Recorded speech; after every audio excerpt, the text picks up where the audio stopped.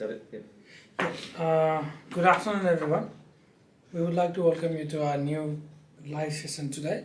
And basically, I will be talking with Victor today about the overall 2020 and 2021 years migration policy and all of the things related to ACT migration this year. And probably we will talk about the possibilities of next financial year.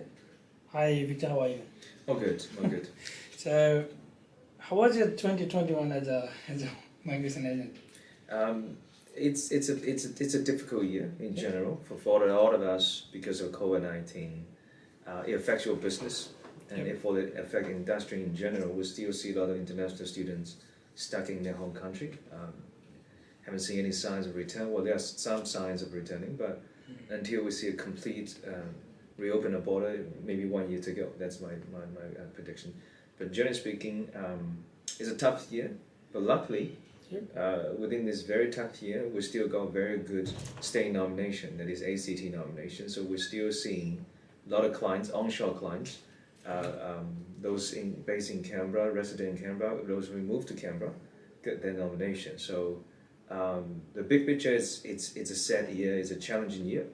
But within the programs, I still consider Canberra Matrix and Canberra Migration as a very promising program to most of the applicants. Okay, so personally, I have heard like 20 to 30,000 people, they moved into ACT last year. 20 to 30, okay. Yeah. Could you please tell us about what is so special and different about ACT nomination this financial year compared to the previous ones? First of all, if you all remember, the financial year of this one, started pretty late. I think it's till the late of August, the ACT governments and all the other rest of state governments started to receive the allocation. So they are postponed because of COVID-19. Normally, like this year, we already have the allocation. By the end of the financial year, you'll be able to receive those figures and location for the next one. But last financial would actually 2020 to 2021 financial year, we get to know the location in August. The program started a bit late. That's one thing. And at the beginning of the first couple of months till December, somewhere around December, department only give interims, which means temporary allocation to state governments. So no state governments know how many allocation they're going to have. But eventually, everything get back on the track after a couple of months of running. That's something I think it's an unusual year for sure. Even in terms of the divisions between 491 and 190 allocation, which is not normal. We all know last financial year we have last financial year ACT governments have around 800 places overall. 800 places. The final result is ACT governments have 800 places for 190. 190. And only about 600 places for 491, which means 190 is more than 491. But we know it doesn't cope with the general trend in Australian migration policy.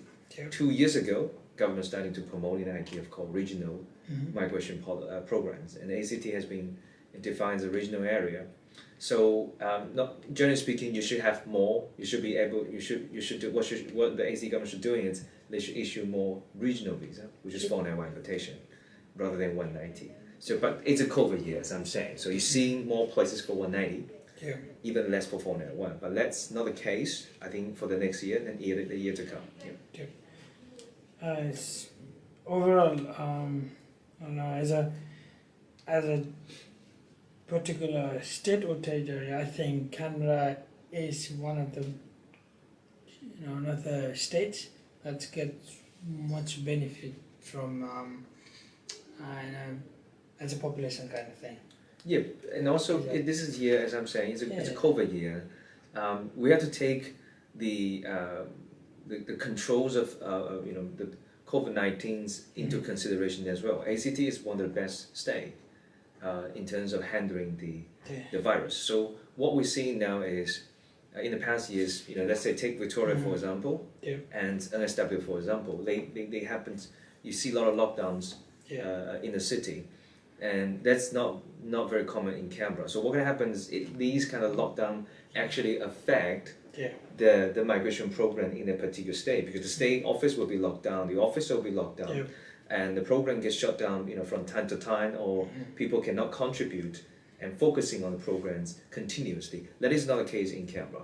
Okay. Yeah, I think that's another consideration we have to take into. Yeah. And let's go back to the critical list again. We have seen a lots of occupations being edited and removed from the ACT critical list. Do you think they will keep the same trend for the next coming year? That's the information we're getting from the state government. That is, they want to see some stability. So basically, they want to see the program remain stable in terms of criteria, in terms of requirements. That's what we see in the past 2 years. It's very stable, except some minor adjustment of wordings and particular sentences. But that's something they want to keep stable. In terms of the occupation list, they think this is something they want to control to reflecting the actual needs of the job market. So let's say at the first quarter of particular financial year, I need a lot of engineers. The engineer will be on the list. And after 2 quarters, which is 6 months later, I see, on the job labor markets, there was not much of the strong demanding for engineers. They're probably going to take some occupation off the list for a certain period of time, not forever. Probably take them out of this for 1 quarter or 2, and then how the job market change. If you don't have a lot of people applying or coming to Canberra, they stand to see the shortage of the labor. Then the occupation list will do an adjustment as well to add those occupations back to the list to reflect the change. But one thing we kind of we have some opinions about the current occupation, that is the frequency of change. Currently, the government is proposing 4 months, every 4 months. We think we here reflecting to all those agents and also all those potential applicants, it's too frequent. So the pursuit at this moment is, we try to send those voices to state government and even to ACT economics department as well. That is, if you want to attract in people to Canberra, we want to see stabilities. Canberra it's very good, the metric system is very good, but if I'm the potential applicants based in Sydney and Melbourne, I want to see, during the time I will be preparing for the median eligibility for ACT metrics, which is 3 months or 6 months. I want to see my occupations on the list. So the pursuit, I think that the reasonable timing in the future, it's probably 6 months, even longer. Because in the guidelines it says you need to have resided in Canberra for at least 6 months for 190, and they're changing the occupation list every 4 months. That's actually, that does not appear to be very, very so that's one of the things we try to get from the potential applicants. We're probably going to set up a poll next month, collect some opinions about what do you think about the current metric system, and we'll try to use those opinions from the poll and to come up with a summarize of the metrics, and hopefully we can send it to state government and get them to hear the voice of the potential applicants, because eventually all of you who are watching these videos will contribute to, actually most of you are already contributing to ACT, the growth of ACT populations and ACT economy, so you have the voice as well. So our Facebook friends, probably maybe in a few weeks, will come to you to with a poll saying should the ACT government change their review time, maybe 4 months to 6 months or something like that. And we will have your opinion, and probably, if possible, we will pass it to the ACT government. We will let you know through the Facebook, okay? So maybe, and the ACT government has, as requested, they requested for 2,000 seats actually, and then which he told me maybe 2 months, 3 months ago, and then it has been approved, and they got 2,000 places, and that's a very good news for people moving into Canberra for their 190 and 491 and for all the migration purpose.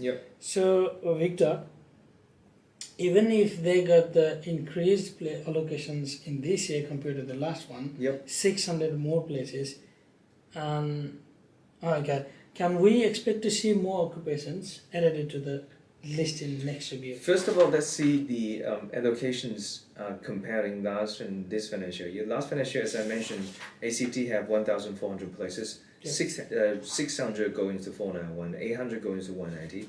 This year, luckily, ACT government got approval from the Department of Home Affairs. They're getting 600 more places. let's just bring the total number to 2,000, which is pretty good, Yeah. considering states like Tasmania, which is very regional, Yep. they're getting about somewhere around 2,600. So now the difference is not big. Very big. In terms of the distributions of 2,000, for this financial year from the 1st of July, ACT government going to have 1,400 places for 491 Yep. and 600 places for 190. That simply means they have a lot more 491 places to offer this financial year. A little bit less places to offer in 190. But I'm saying this is general trend of the federal governments. They want to see more regional visa, not just in Canberra. If you see the allocation, which we're going to see in the coming weeks, you're going to know the numbers from Tasmania and South Australia and all the state government. You're going to see more places for 491, less for 190. That's just a trend. Don't complain about it, and don't be shocked saying ACT is reducing 190 places. This financial year, it's different. It's covert. A lot of things get interrupted. But this is probably a right figure. Next year and even a year in the coming 2-3 years, it will be like the 30% or 40% goes to 190 and 70% or 60% go to 491. It's just how the migration plan will look like in Australia. But one good thing is 491, you got more places, much more places. That simply seen, 600 places more actually. Well, actually not just 600 places more. They are actually last financial year 491 600 places. This financial year it's 1,400 places. So we're going to see 800 deployed. The 491 figure for 491 is actually double, more than double. And if you're comparing this figure and you combine this information to the invitation situations, particularly from May and July, which is the past 2 months, the invitation points for 491 is very low for quite a few groups of occupation, IT particularly, very low. That is basing on, ACT only have 600 places to offer for 491. But now they have 1,400 places to offer for 491. That comes to something pretty much for certain. A lot of occupations in the coming financial year for 491, the points will remain pretty low because they have much more places to offer. Maybe somewhere around 60. I think a lot of groups will be around 60, 65. A lot of very we call challenging groups, which is the points used to be above 80 or 85, probably got a chance to bring down to 70. And talking about the people coming into Canberra, there are lots of people coming into Canberra, and which is actually obviously seen from government side as well. Do you think, because Canberra is a very small place and then it's very hard to find employment and meet the eligibility criteria, do you think, is there any chance they make some changes or relaxation in eligibility criteria at all? Not really, because if you see this financial year, they got 1,400 places. They use pretty much every single nomination. So they got a lot of places. They have 1,400 places, but they've been inviting 1,400 people. So I know it's challenging, but if you look at the majority of the people, eventually by efforts, they still be able to fulfill the criteria. This financial year we got 2,000. I know employment is something challenging in regional area. Canberra is probably one of the good regional area compared to very regional area. It just takes some time, but I don't think any chance they were lifting the criteria, because if they're lifting the criteria, they will just make this program too easy. To be the criteria too easy to be met, and they will pose potential challenging to the stability of the program. So what the government try to do is I want to see the stable program. I want to make this program with certain bars, not programs without any preconditions or eligibility, saying if you come 6 months you get it. That we've seen it before back in 2018. It's too easy, and the program gets we call flooded, and then you had to reconstruct this program, and you actually damage the benefits of most of the applicants. So what we prefer to see is a program with certain level, certain restrictions, and certain preconditions. Applicants need to make their efforts to meet this criteria. Gradually, people apply this program gradually, 20 today, 30 tomorrow, 40 there, gradually go into the program, gradually get invited, and gradually get their nomination. And that's how you see a very healthy system going. That's something we see from the metric system in the past 2 years. And I think it's a very good system till this moment. Just couple of things need to be probably, if any chance, be adjusted. and that's a very good for any potential applicant. So in terms of anyone looking for Canberra metrics, first of all, we'll keep on mentioning this on the videos and many times, your points.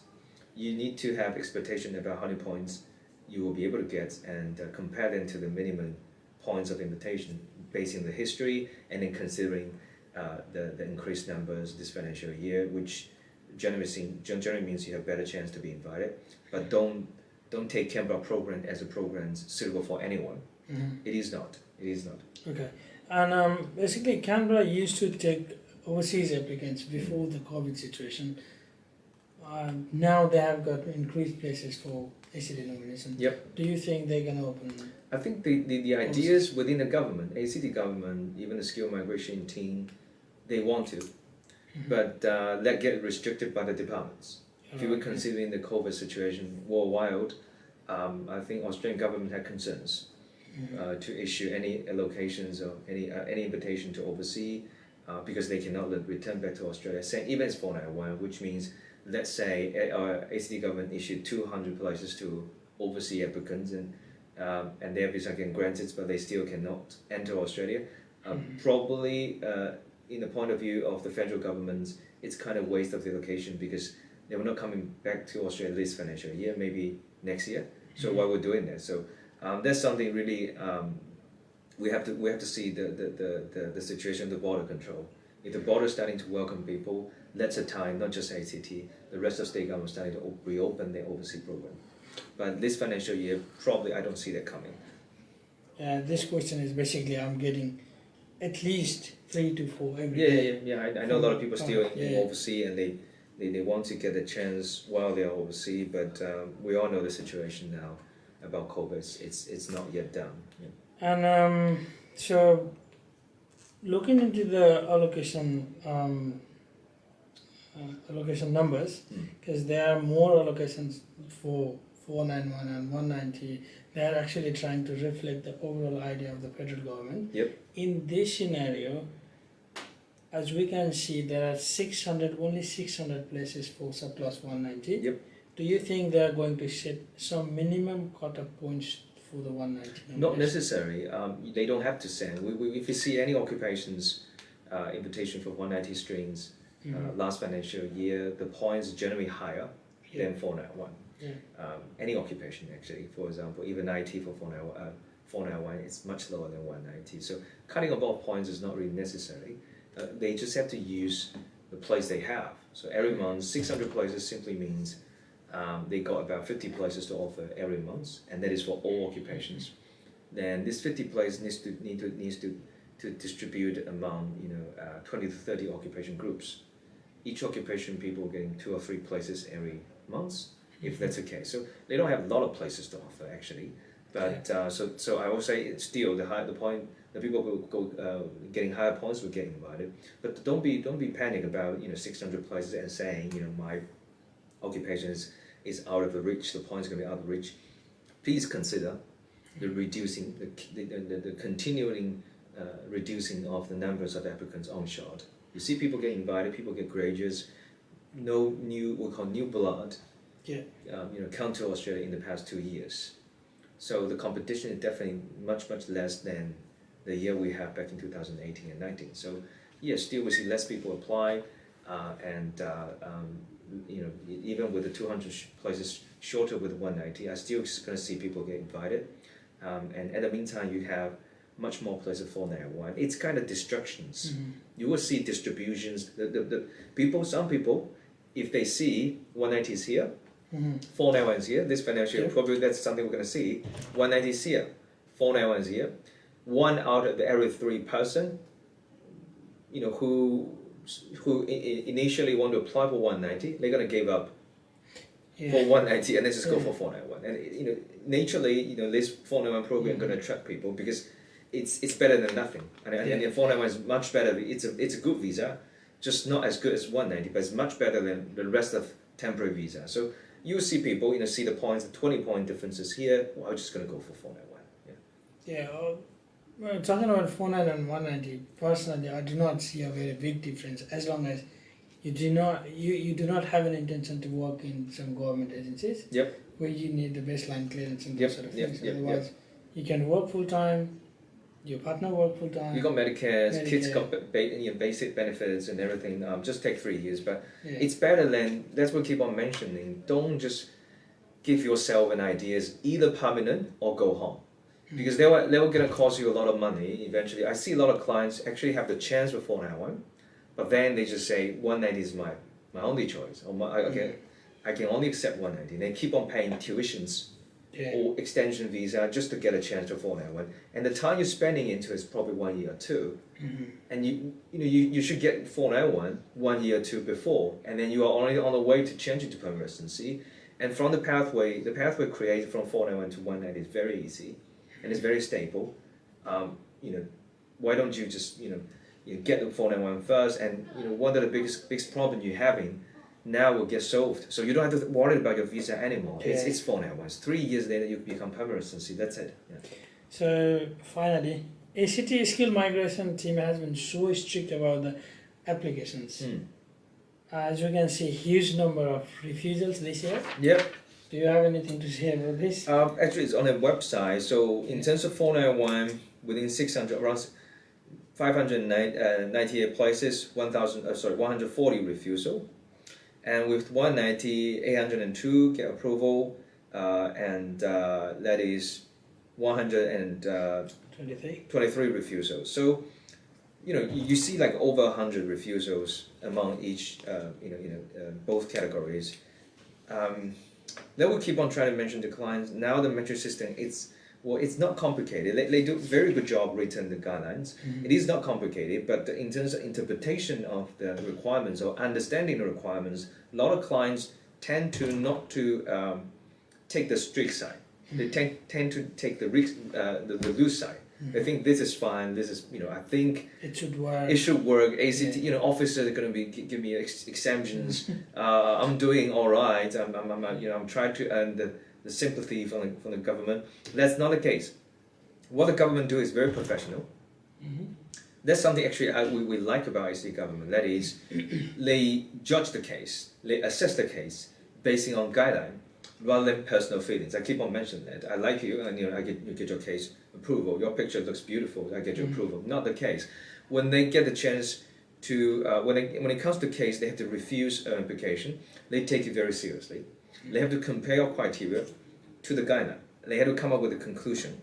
What's the reason you get refusal? And it's all black and white, and it's very clear written. So if that's the case, that's how the government assessing the case. What you should do is you can always prepare yourself according to the guideline. So any of the criteria, any of the eligibility requirement, what you're preparing for should be a little bit higher than the bottom line. Don't go along the bottom line or even below the bottom line. That's one thing. That's for those group of people who understand the guideline but try not to comply with the guidelines. I would say definitely don't do that. I see a lot of cases get refusal. And the second group is people don't understand the guideline sometimes. They think I understand, but they don't, because they kind of miss some very useful and very key information, and then they just walk in toward that direction which they think is correct for 6 months of time, and eventually they get refused. That is just very unfortunate, because time and energy and money has been spent on the 6 months. So you should not take any chance on this. No, I wouldn't go for that. Well, don't hear people saying, I got friends, salary is less than the minimum requirement, and they still got approvals. Maybe it's human beings. Officers are human beings. Maybe sometimes they make mistakes or they miss a few judgments, but don't take that chance. So, if you have anything to say about this whole thing today. It's 30 minutes to now. We'll try to wrap up pretty quickly. But as I'm saying, at the beginning, in terms of this is summarized things. We've been doing this on a very regular basis to share in terms of the invitation points. That all those data, all those records invitation run, it's on the website. You can see all the invitation run. Particularly pay attention to the invitation run in May and June, because that's invitation run very close to now, and that's the time we're starting to see ACT government actually have a lot of places to offer for 491. And that's the point how it's go down. And combined information we have in now, they have another 600 places more, and the 491 places actually get doubled this financial year. That's something I'm expecting will continue. In the months of July and August, we're still going to see a lot of invitation for 491, which means in the coming financial year, I believe, as long as the occupation remain stable or pretty much the same. But in terms of occupation, we see some occupations, regardless the change every time, they're still on the table, like IT engineers, most of engineers and those social workers, teachers. They're just very stable. They are we would call the stable ones, and there are some very frequent change ones. If you look at the chart, you probably can come up with 70%, around 70% are very stable, 20 to 30% is frequently bigger change. If your occupation is within one of those occupations, has never been adjusted, never been reviewed, it's always very stable on the list, and you are currently based in Sydney or Melbourne, considering the invitation point now has been so low, gotten so many places to offer, it's a very good chance for you if you ever think about 491, particularly 491. Sure. Move to Canberra, take your time, 3 months, even take 4 months or 5 months, because my understanding is the invitation will go like what happened this financial year till the very last moment of this financial year. So let's say 1,400 places of 491, that means every month ACT government going to issue about 100 places. Every month 100 places of 491, potential applicants, and that's something we like to see. At least 100. At least 100, I think. At least 100. Yeah. So that's something you should pay attention to. But if you're still hesitating, you can wait, because we don't know what's the policy look like in New South Wales and Victoria for the new financial year. Based on the experience we have, it's pretty much the same. Now the state government come up with a surprise and say, hey, this year is much, much better than the one day before. It's not. It's a routine. They got this kind of routine things, which means they have the same people in the office, the same we call officers. They have these 2 or 3 officers in their office last financial year, and these are same brands, same minds, same supervisors, same structures, and even sometimes the same allocation numbers. So last year they have 2,000, this year they have 2,000. I don't see any kind of motivation. There was someone suddenly come up with a very interesting program and say, hey, let's go from here. It's not the motivation they have. So most of the state governments actually stick to what they do in the past 10 years. That's something ACT is doing good, which is we kind of feel lucky about it. It's 2018. That's the time they're starting to, we need to do something different. And this is the program remains so superior as compared to the rest. And we're starting to see the function, the powers of the metric system that is very stable, and governments have the power to control the system rather than shut down the program suddenly or reopen the programs after shutdown, and they have to do major adjustment to keep the programs under control. They don't have to. All they have to just go through the metric system, the points, then embodying according to points. Very healthy, very smart.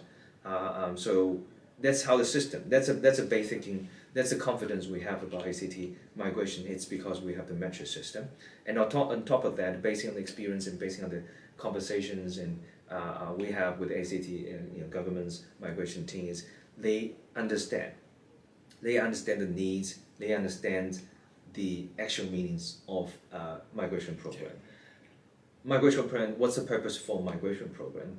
Well, there's a couple of things very obviously. First of all, like for regional area, like ACT, attracting population. You need people. You need people. You see people, if you go on Northbourne Avenue, you need more people driving on Northbourne Avenue. You see all the apartments, you need people to buy houses, apartments, and that's for sure.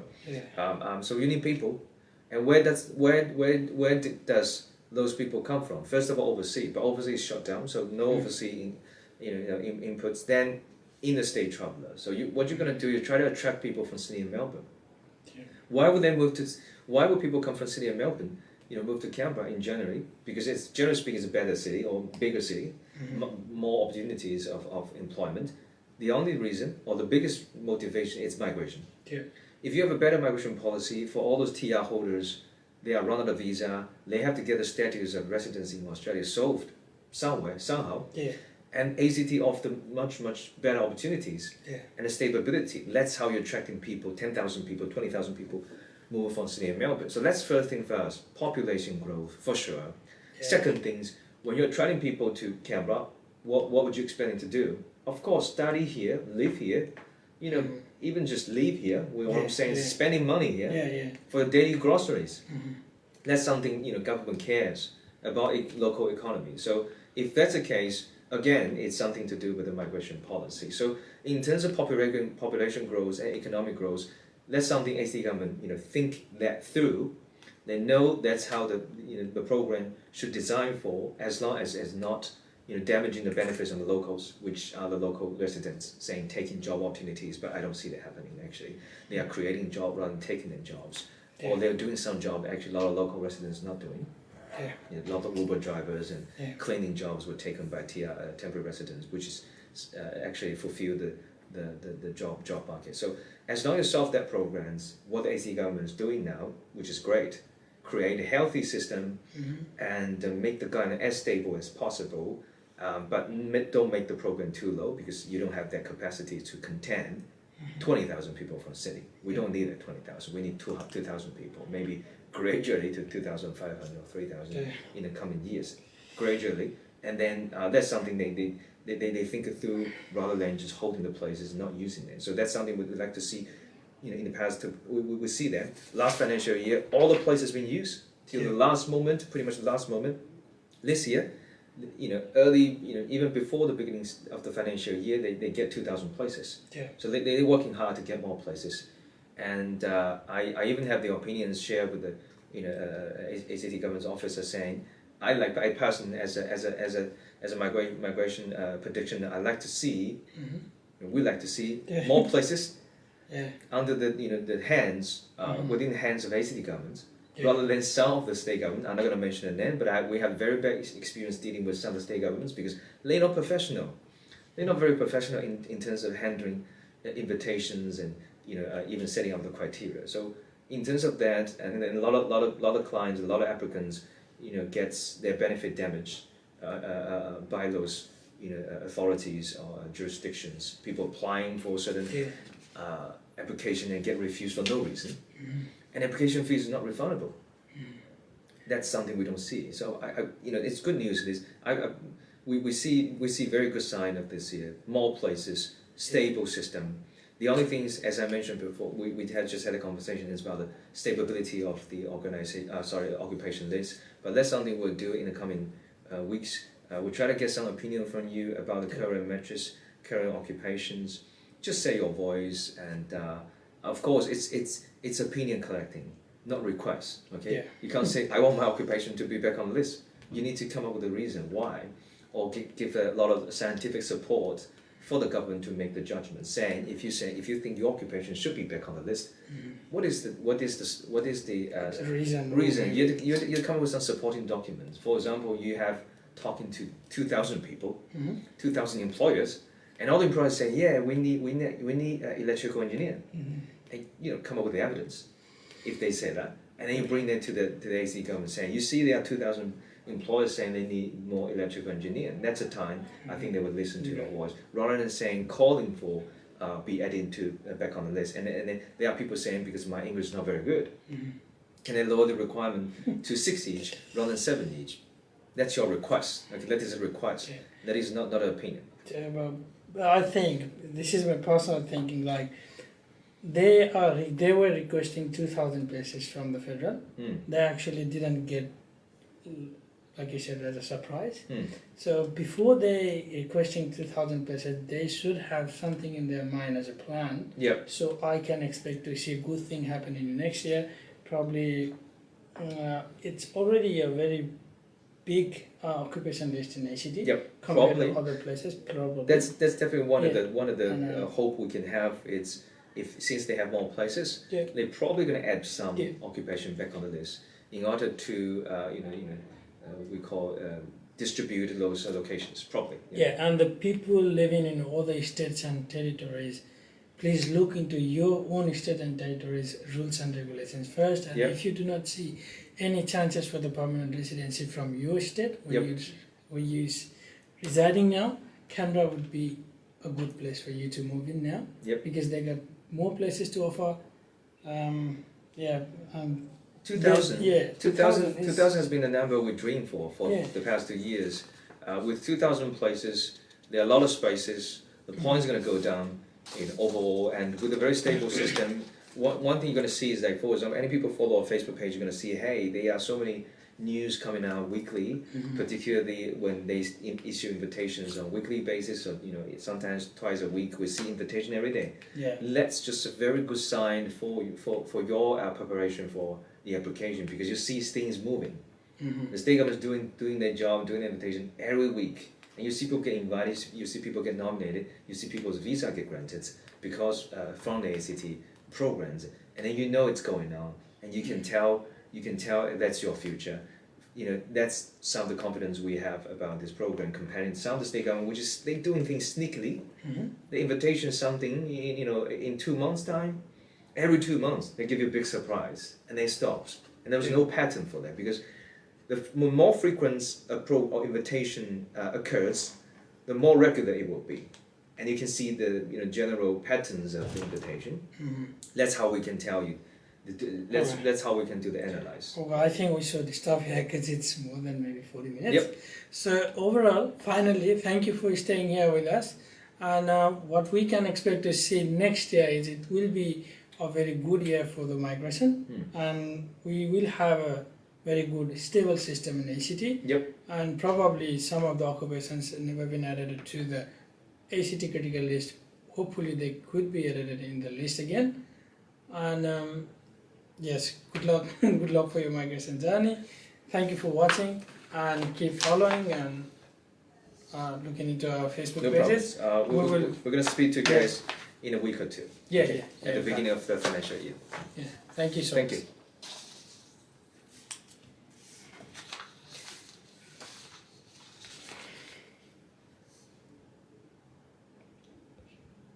Are you busy? We should.